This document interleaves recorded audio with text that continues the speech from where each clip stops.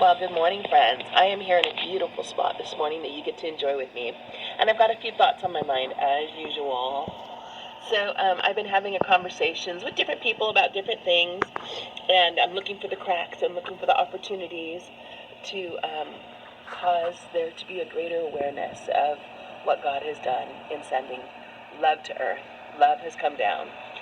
Love was born, however you want to say it, and however you bring up conversations in your world.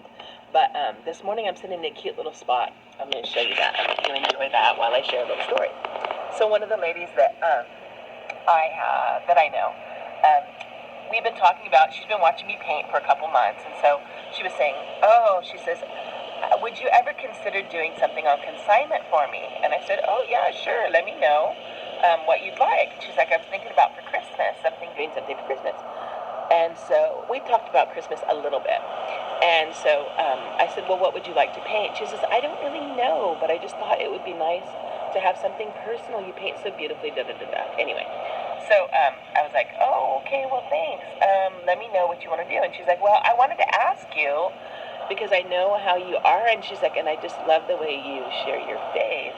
She's like, "What would you, like, if you were going to bring Christmas into today, how do you make it relevant?"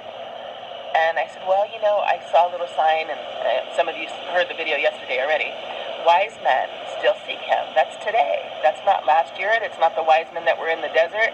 It's not the it's not the wise men of Proverbs 2. It's us. It's today. It's relevant, and it's now."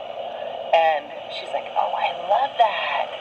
And so she asked if I would paint the wise men.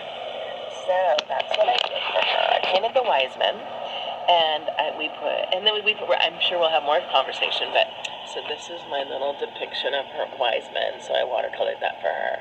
And it just says, "Wise men still seek him. Do you?" So this morning I went back and I was just thinking about wisdom and how God makes wisdom available to us, how He wants us to know and He wants us to understand and He wants us to grow in knowledge, and He makes it available to us and He asks for us to cry out. Well, in Proverbs 2, I hadn't read it in the Message, I don't think ever. I've read it in a lot of different, over the years, a lot of different translations, but I had never read it in the Message. This morning I read it in the Message. I'm going to share that with you, so you guys can enjoy this view while I just read to you Proverbs 2.